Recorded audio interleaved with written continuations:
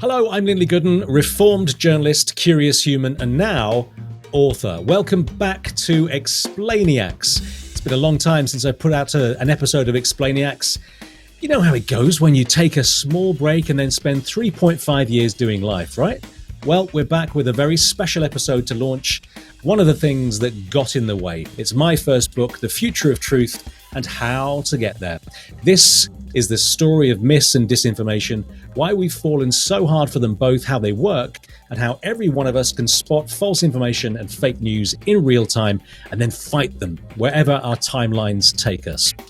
This stuff is the most damaging daily ingredient of our information diet. So how do we see these stories for what they really are? Well, I'm really happy to be joined by my interviewer for this episode. You'll know him as the Explainiac from Series 1, Episode 4. I know him as Pete Cohen. Pete, hello, how are you? I'm fantastic, my friend. Yeah, super excited about your book. I think it's going to be a hashtag game changer for the world.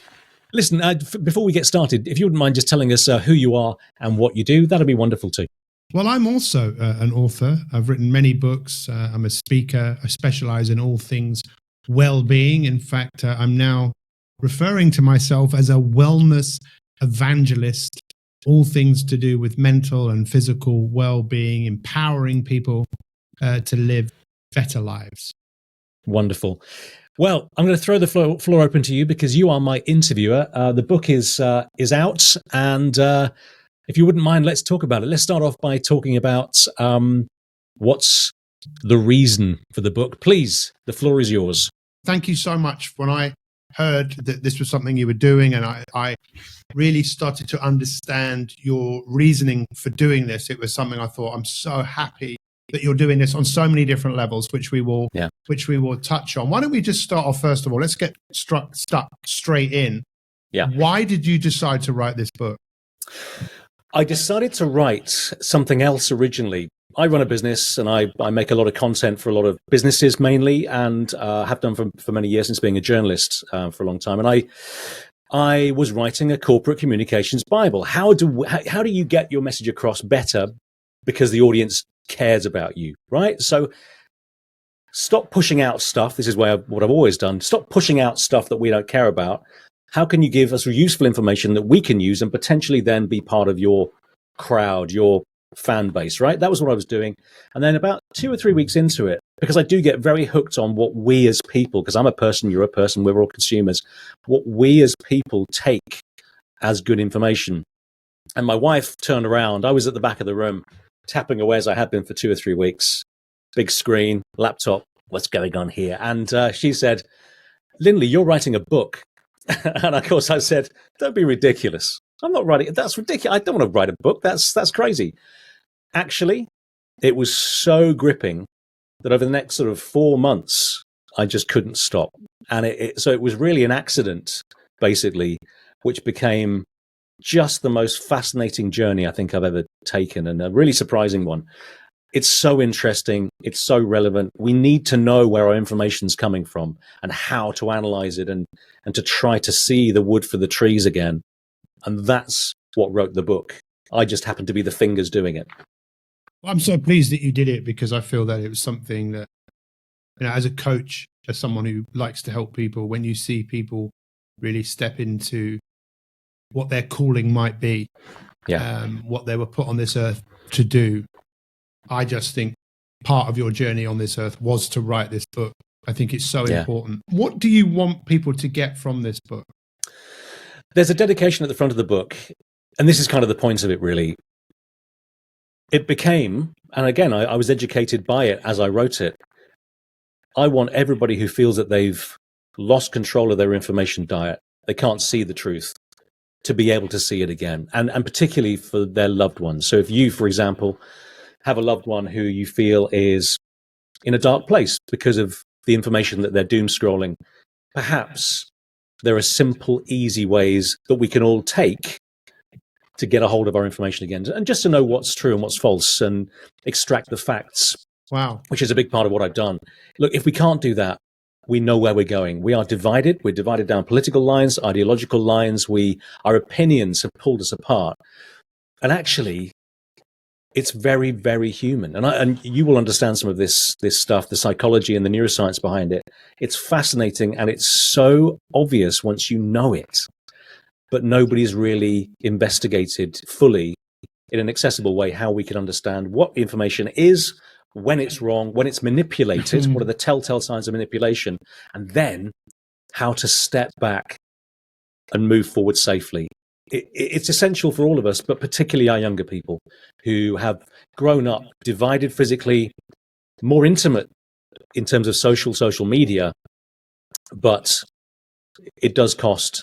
It does have a very heavy cost in terms of mental health. The basic tenet of, and the very starting point of what I've done in this book, and there are lots of other resources, and there's going to be lots of video coming out about this as well, I hope in due course very soon, is storytelling. Why we believe the stuff that we do, why we need to, in fact, what it feels like to be subjected to stories that are exciting, often scary.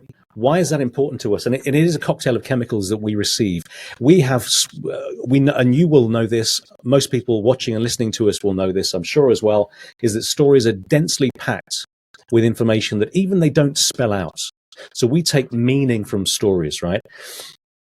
The difficulty is, and the danger is in our modern age of opinion, is that stories can easily and have millions of times a day been manipulated. Maybe it's not intentional, because there are two types of false information, two broad categories: misinformation and disinformation.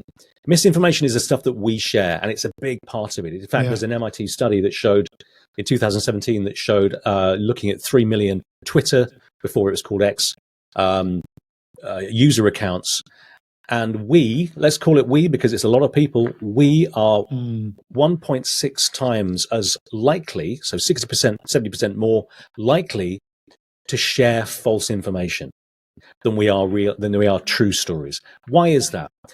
Because let's think about it, maybe in your practical life, a lot of the stories that excite us, a lot of the movies we watch, a lot of the stuff we watch on social, it's funny, it's exciting, it's scary. We want to warn our loved ones, the people that follow us, if we're doing misinformation, accidental sharing of information, we want to warn people around us of the threat. Just like 10,000 years ago beside the campfire, you would warn your people of the threat.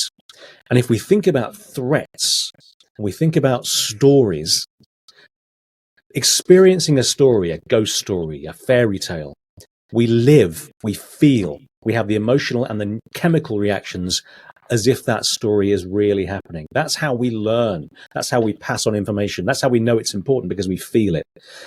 So fundamentally, behind every story, and I go very practically into news and into politics and into how we perceive, how it's also manipulated.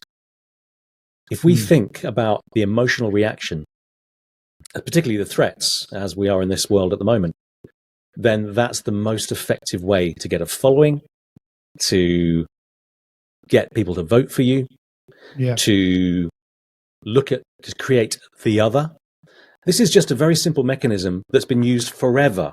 And there is a lot of conspiracy talk, and we'll talk about conspiracies maybe in due course, because it's a fascinating million applications of this principle.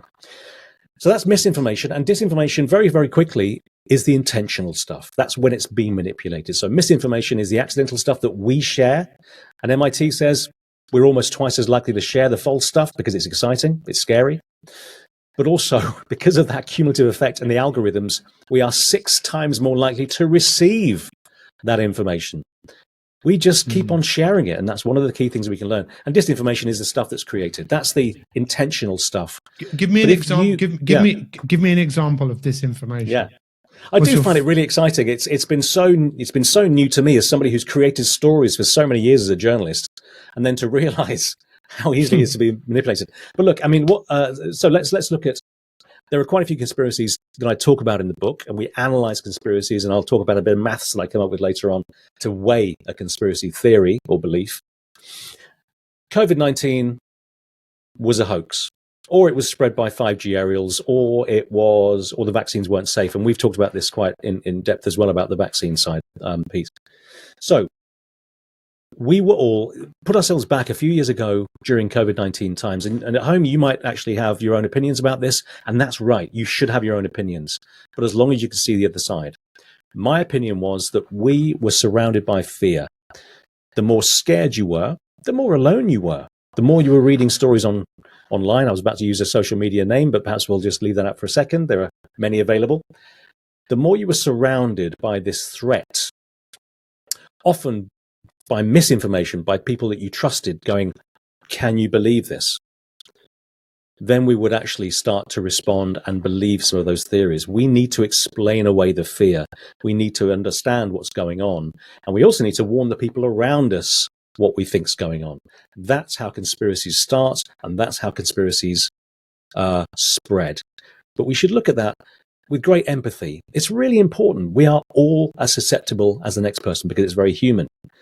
Don't blame the people believing it, but absolutely, and this is the gentle construction that I have to go through in the book, how can we start to open a conversation again? How can we find the safe middle ground where we're not in the extremes, where we can come together around the truth? And that is where the future of truth comes in. We can have a much healthier, happier relationship with our information, but we do have to do a bit of work to get there. It's fascinating. You know, there's so many thoughts popped into my head when you were saying that, just about what's happened, because we seem to have divide and rule like never before, you know, just opposing views. Like, and people will not look at something through someone else's viewpoint. No. And what do you feel about that, fascinating. Pete? And I remember looking at something on Facebook, and it was a dark thing. It wasn't a very nice thing. Yeah. And I didn't even know why it appeared on my feed. But I looked at it, and then the next day I was curious as to why something appeared again, which was similar to that content. And then it just kept happening. And then I realized it's so obvious. I need to stop looking at that, because if I don't stop looking at it, I'm going to keep being fed that. And I wonder was just curious. I wonder the impact that has on people's viewpoints about something, that eventually this is me, this is what I believe, and I'm sorry, this is who I am. Yeah, I never describe a person, because it's ridiculous. I never describe a person who believes in, say, a conspiracy, and that's at the niche ends in many different directions of stories and how we interpret them. I never call these people theorists, conspiracy theorists, because it's an insult and it's ridiculous. Actually, they're just believers. Once something comes into your belief system, you know, that's part of my identity. You mess with that at your peril, actually. We need to have a conversation. We need to have a dialogue. We don't need to accuse somebody of something that we don't believe in. The problem is, Pete, as you say, we need to practically handle this stuff. And a lot of the book is actually about that. How do we practically look at stuff? And there's a phrase that I use, which I think is very simple, and it says it all really, which is to stop, step back, and sidestep. Very simple. And you can think of it physically. There is a great benefit to stopping, because what happens is, in terms of our brains, it's been described as chimp response, chimp brain, human brain, computer brain. Chimp brain is the one, as chimps do, you go running in there, you clear the area, you attack your neighbors, you get really furious about something because you want to be safe. You clear the area around your camp in order for you to be safe and your loved ones to be safe. You get crazy. The human response is to go, how does that work? And the computer brain runs all the subconscious processing behind the scenes. Our job is to just take it, first of all, one step, and you've certainly been an advocate of this over the years, just take the first step. I would say take the first stop. Just stop for a second. Yeah. It's fascinating because my colleague, Dr. Ray, when I designed this app called Start One, Stop One, he said, I don't think you should call it that. He said, I think you should call it Stop One, Start One, because before you start anything, just stop first, step back before you do anything, and look at something with a fresh pair of eyes. So going back to your book, for people that read it, what is it you would like them to be able to learn or do as a result of reading the book? Instinctively use your emotions in a different way. Feel the manipulation in real time. It is very possible, if you hold back a little bit of yourself. Don't fall immediately for something you would normally believe in. Don't let your core beliefs take over your thought process. Don't let your chimp kick off when your human could take a moment. Essentially, it's the instincts. As a journalist, I mean, I was a journalist for a long time, and you get to sniff untruth. We can all do it. We all have that naturally. What we've forgotten how to do is, with the information we see, to suspect it, to have a little bit of suspicion, take a moment. Don't trust everything you see and read. In particular, as I do in the book, look at AI and deepfakes. That's the new frontier. That's where we're going. And if we don't develop our instincts by stop, step back, sidestep, by taking a moment just to reserve your belief in a story, to analyze your own biases, to understand what your core beliefs are. These may seem very human and very analog, but it's the only equipment we've got, Pete, to find the middle ground. And essentially what I say with the middle ground is, in the extremes of any debate, any argument, any piece of information, any story, and there are lots at the moment. I mean, we can't go into them, but there are big stories that you and I have both read this morning on our news apps, which are horrifying and scary. And they've been going on for many, many months now. And it's all too tempting to jump into those and have an opinion. We have to, for our own health and the health of our loved ones, we really have to start to analyze what we're being fed. One thing, I mean, and it's in the book, one thing that I do instinctively do as an ex-journalist, and I shout at my radio, I shout expletives. I'm not going to sully your podcast with the words that I use, but they're one syllable and they're pretty fruity. When I hear something that just doesn't feel true, that my sniff test, and I have a sniff test, when my sniff test says, you missed out a whole important thing there, or you're just taking a line I've heard somewhere else from a politician, or why are you not offering a little bit of balance in the right proportions with a variety of voice? Why are you taking us there? I hold myself back, and my instinct is to say, where did that information come from, Pete? And also, where did their information come from? It doesn't smell right. When something stinks, we're going to instinctively have to hold ourselves back. And that's the journalism bit. That's when you, over many years of tens of thousands of stories and meeting tens of thousands of people and interviewing them in their own places, on the streets, in their own turf, you get to feel, you use your emotions in a much more constructive way, because we have to come back around the middle. If we don't, if we won't listen to the other side of an argument, even though it's contentious, even though you hate the other side of the argument, even though you hate that person for believing that, and that happens a lot in US politics, it happened a lot over here with Brexit. If we don't start listening to the other side, even if we don't like it, we will never have all of the facts, and we will never edge closer to the truth. And in the future, we really have to. We know what the division is. We've seen it. We see it all the time. And it's a terrible shame. And it has been triggered by social media, our use of social media potentially. We are sharing opinions, and we're a long way from the facts. The facts are right there around the middle. I mean, I'd like to talk about the deepfakes and the AI and how you see that. But I want to just touch on, the divide, polarization of, we are so divided. And it seems, I'm actually quite scared about all of that. It's like, what's happened to us? We seem to have lost our humility. But I think on the flip side of it, that a lot of people are waking up and actually questioning things and going, hang on a second, no, I don't, no, that's not right. We're in such dangerous territory, aren't we? We are, and we've been there for some time, and we're making decisions that are based on emotion, not on logic. And one thing that, after doing a lot of work around and looking at a lot of research and trying to bring it all together into a practical tool, because I know we're talking in some depth about the reasons for all this stuff, but actually we need to be practical. We've got to find ways to do it. And there are a few in there that I've already mentioned, but really it's up to each of us to do it. The division that we see in some places like the States around politics, I believe it's because our identity and the information that we accept, that we interpret as being true or false, not always. A lot of the stuff that you and I both interpret as true or false is the other way around, but we don't know the truth. It's actually all about reducing the emotion, seeing stories for what they really are, which is representations of the original facts. But if we look at sources, and I had to go back to school. I had to take myself back to journalism school 101 in sources, and it's not catch up. Let's call it verbal catch up. I don't use that phrase in the book, and I certainly won't use it ever again. I apologize. But verbal catch up, sources are so important. Primary sources are reliable. They're the person who was at the scene. They were in the meeting where the dark secret plot was created to control us, or they were just they were in that boardroom when a decision was made to up the prices. The primary sources were there. They're the people we fundamentally need to hear from, but we often don't. We often don't hear from those people. What we do hear from is secondary sources, which is qualified reporting of the facts. So as a journalist, I would go into many, many places and talk to many, many people.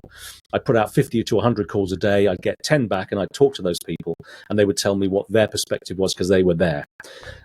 Secondary sources. Secondary sources are not all newsrooms because, as we know, bias because of an agenda, because of a commercial agenda, because of clicks and attention span. A lot of reporting, sadly, in this country and overseas, is coloured by opinion, coloured by agendas, and that could be often political.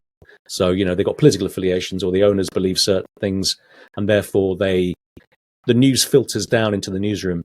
We know the way the wind's blowing. If you put out a story pro this camp, when our boss is pro that camp, you're not in the job for very long. So that's how the news agenda tends to get influenced from the very top. Secondary sources are very good, though, if they're unbiased. Tertiary sources are those opinions. They're in analysis, opinions, biased reporting. A lot of the newspapers in this country have an agenda. They are biased. I mean, let's call that what it is. They're not reliable sources. Now, you can still read them. You can still look at the websites. You can still listen to the video, see the videos that they put out. But just bear in mind, again, do that core belief audit. Are they true? If you want to use the word truth, you better make sure you know where the bias is. Okay, that's really important. That's your human brain kicking in. And then there's social media. Now, I had to look up the word. Social media is something called quaternary sources. Fourth hand.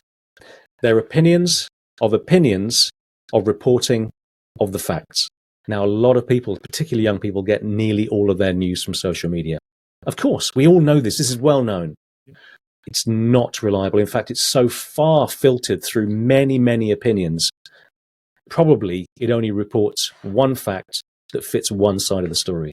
So what we have to do is, again, to stop, step back and sidestep. So sidestep means cross-checking. Just go somewhere else. So scary. The amount of time that we spend looking at social media. I mean, yeah. I've stopped really watching the television, I've cancelled my Sky subscription. I prefer to, if I feel like just looking at something, I like looking on Facebook at, I don't know what you call it. I don't even know what even the button is called, where you can see videos of things like Gordon Ramsay's Kitchen Nightmares or Dr. Phil.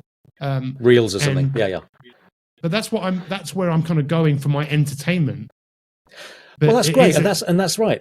I do the same on Instagram. I spend a lot of time in the reels looking at ridiculous things that cats, dogs, and humans are doing, and I just love it, and it's brilliant. I also love the music, so I'm following lots of musicians and great drummers and fantastic multi-instrumentalists. That's fantastic. What we can't rely on, and unfortunately, I don't know whether this will reach those people. I mean, there are 7 billion people on the planet, and probably 4 billion people of those are getting their news from things like social media. Even if that's a news channel on social media, it's completely out of control. And why do you think that people have no trust in the institutions that rule us? Right now, if we all did this one thing right now, it would be to switch off for an hour today, or maybe an hour this week.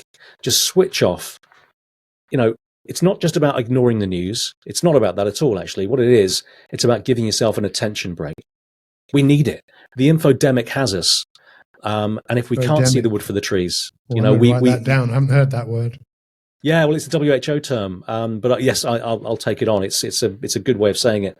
It's just our brains were created. Well, they were evolved. If you believe in evolution, I happen to believe in evolution. Yeah, some me people too. don't. So they evolved to write on papyrus. They didn't evolve to send social media posts out or to receive lots of information. They evolved to propagate the species, survive, increase culture, social norms, to bring ourselves together around community, because that's the way we survived. We have pretty weak, fleshy bodies. Lions have big teeth. So our community and our big brains, as a result of that social working, that pushed us through. Stories were the social currency. But essentially, we have lost our way in terms of the information that we receive.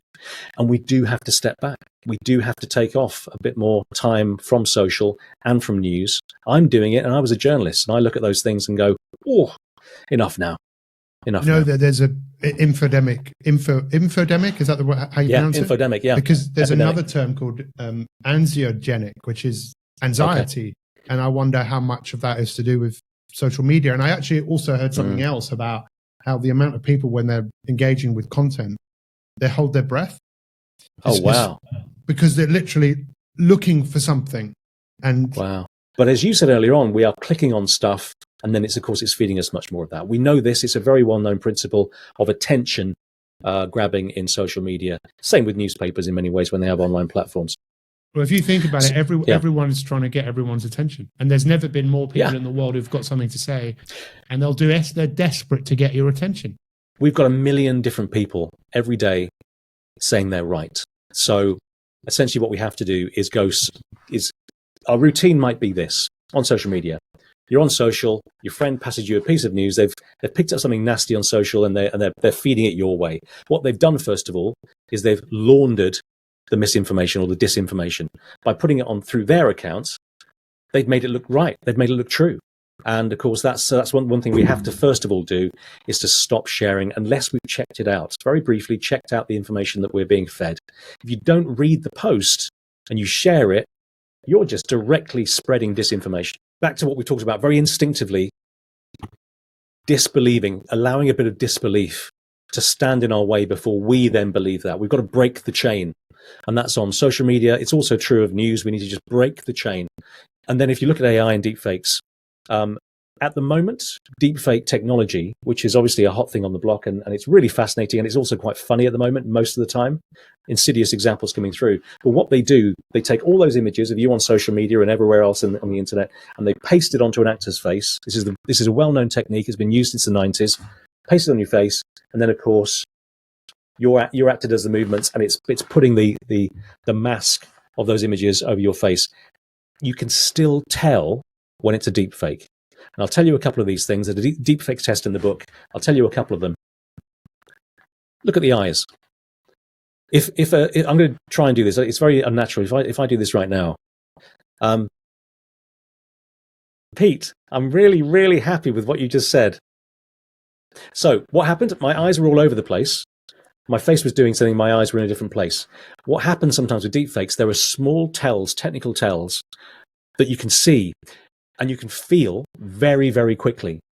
They call it uncanny valley. If something feels a bit uncanny, it's cognitive dissonance, and you go, "Oh, that's the point." That's the point when you go, this might actually be a fake. It's true with information. It's true with deepfakes. It's that instinctive approach to stopping yourself from falling for everything you see, hear, and read, because you shouldn't. It's really important. And actually, once you know you have that instinctive defense, it calms you down. It allows you to just say, okay, I trust my own judgment. And that's really, really important. We can't get to a future of truth that's healthy and happy unless we learn how to instinctively just stop ourselves from falling for it. Yeah. Well, I really appreciate you writing this book.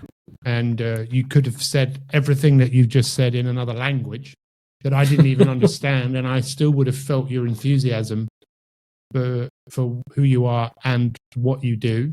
I would ask anyone that really wants to stop and step back and really see the landscape that we're all playing in, and to be able to make more informed choices, to be able to just perhaps have a different perspective of what's going on, to get a copy of this book or buy a copy of it for someone that you know. What would you like to have happen as a result of this book? Let's say this book is out. It's been out for a few years. What would you like to have seen happen as a direct result of this book being written? Our decisions and our choices in the information we believe are our own. Same with vaccines. You can put into your body what you choose to do, as long as you choose with good information. That's so what I would like to see. There are a couple of things, and there are lots of recommendations in one of the chapters of the book about the new laws and the new principles that we could bring into place. And there are things that could defend us today which have not been brought in and have been considered in other countries. The EU's new AI Act does offer genuine, useful safeguards. Brilliant. The country that, and I'll come back to it in a second, Pete, because it is really simple. Finland is brilliant. Finland teaches this stuff to their teenagers in schools, how to spot mis and disinformation, how to spot a fake account that might be pushing this stuff out. We can take simple steps, but it does require a couple of things. New laws. The UK doesn't even recognize the term fake news as an issue. And that was a few years ago. They went through that decision. Wow. A few new laws to offer safeguards. I want to see, just as food labels, I want our information diet to be labeled with traffic lights or something similar. Green, it's all good. Amber, some of it needs to be checked. Red, it's unsafe. Try not to believe this if you can help it. And you can do that simply by piping through a transcription software system as the video goes up. It can be done right now. Let's have that. We need that. Of course, it doesn't necessarily meet the commercial models of some of the social media platforms who want attention and longer online, because that's where the ad revenue comes from. But still, we need those things. They have to be looked at. I would also like, in terms of, I'm going to think about the UK for a moment. It's true in many countries. I would like to see the organizations who check out false information and fake news. There are plenty of them in the UK. There's one called fullfact.org. Fantastic. They deal a lot with political disinformation and misinformation. I want these groups to be given more power, more independent power, to have an actual say in how information is structured in the UK. Now, yes, that might be controversial. It's maybe not democratic in the same way that we would vote for a politician. But if we're voting for a politician based on disinformation, that's not democratic. So I would like to see that. And the final thing is about politics. I would like to see politicians, as part of the code of conduct, wherever you are in the world, to be hauled up with actual charges, potentially, if they have been seen to spread disinformation. If some of the language they use just incites hatred, it should be brought up. We're in a different age than we were the last time laws were brought in about those things. So it needs to be brought in. And I do think, and I know it's very serious, but I do think we need those things right now, because we can't do everything. You and I can't do everything. We need a little bit of help. Where can we get the book from? Well, you can get it all through thefutureoftruth.info. It's the website for the book. Very simple. You can find out a little bit of information about the book there, and then there's a link to where you can buy it.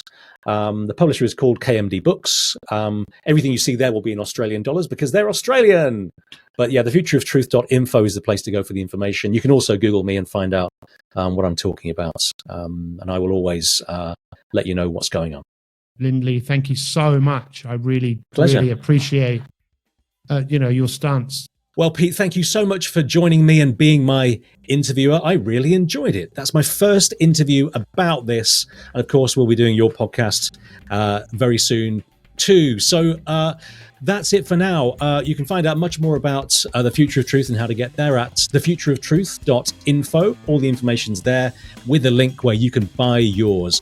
I really hope that I can share some of the stuff that I've learned down the rabbit hole with you, and I'll see you very soon. Thanks for joining us on Explainiacs. Take care. All the best.